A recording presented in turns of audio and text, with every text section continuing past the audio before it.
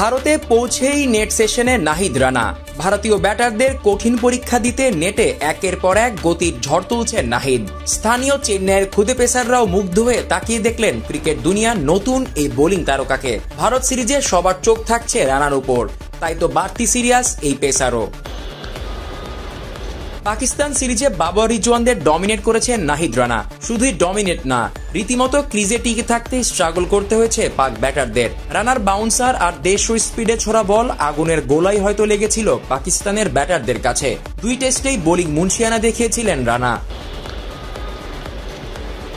সেই এক সিরিজে ক্রিকেট দুনিয়ায় নিজের আগমনের ছাপ রেখেছিলেন নাহিদ।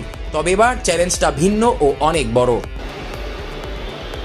রানার এবারের চ্যালেঞ্জকে দুই ভাগে বিভক্ত করা যায়। প্রথমত, বিশ্ব ক্রিকেটে আগমনের যে বার্তা তিনি দিয়েছিলেন তা ধরে রাখা।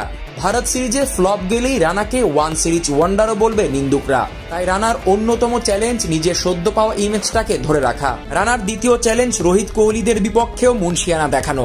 উপমহাদেশের অন্যতম সেরা ব্যাটার বাবর আজম ও মোহাম্মদ রিজওয়ান, তাদেরকে স্ট্রাগল করতে বাধ্য করেছিলেন রানা। এবার তাদের চেয়েও বড় ডুয়োর বিপক্ষে একই কাজ করতে হবে তাকে। ক্রিকেট দুনিয়ার অন্যতম সেরা দুই ব্যাটার বিরাট কোহলি ও রোহিত শর্মা, তাই তাদের বিপক্ষে ভালো করতে না পারলে বিশ্ব ক্রিকেটে রেটেড হবেন না রানা।